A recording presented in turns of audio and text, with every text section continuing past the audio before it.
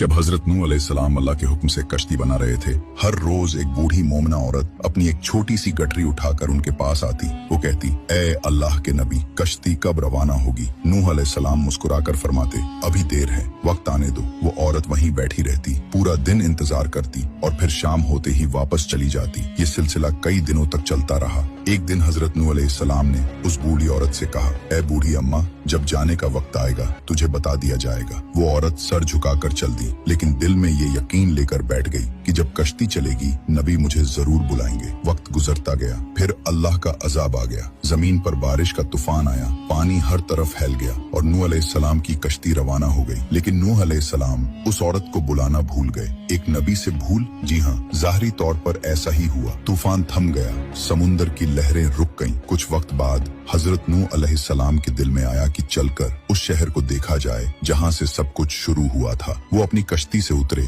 और शहर की तरफ चले। जब शहर पहुँचे तो देखा हर तरफ वीरानी थी, तबाही थी, मगर एक कोने में एक झोपड़ी से रोशनी आ रही थी। एक दिया जल रहा था। नूह अलैहिस्सलाम हैरान हुए, इतना बड़ा तूफान आया, सब कुछ डूब गया, लेकिन ये दिया कैसे जल रहा है? उन्होंने जोर से अल्लाहू अकबर की तकबीर लगाई। झोपड़ी का पर्दा उठा। वही बूढ़ी औरत गठरी उठाए बाहर आई और बड़ी मासूमियत से बोली, या नबी अल्लाह, क्या कश्ती अब तैयार है? चलें। नूह अलैहिस्सलाम की आंखें हैरत से फैल गईं। उन्होंने कहा, ए बूढ़ी अम्मा, तुझे कुछ भी पता नहीं चला? बूढ़ी औरत ने सादा दिली से जवाब दिया, क्या नहीं पता चला या नबी अल्लाह? नूह अलैहिस्सलाम बोले, इतना बड़ा तूफान आया, दुनिया डूब गई, बारिशें बरसी, लोगों पर अजाब आ गया और तुझे कुछ खबर नहीं? वो औरत बड़ी सादगी से बोली, या नबी अल्लाह, एक दिन बादल कुछ गरजे थे और हल्की सी फुहार पड़ी थी, बस। नूह अलैहिस्सलाम ने आसमान की तरफ देखा और कहा, ए मेरे रब, ये क्या माजरा है? तब अल्लाह ताला ने हजरत नूह अलैहिस्सलाम पर वही नाजिल फरमाई, ए मेरे प्यारे नबी, इस औरत के दिल में तुम्हारी मोहब्बत थी और तुमने उससे वादा किया था कि जब कश्ती रवाना होगी तुम उसे ले चलोगे। तुम अपने वादे को भूल गए, लेकिन मैं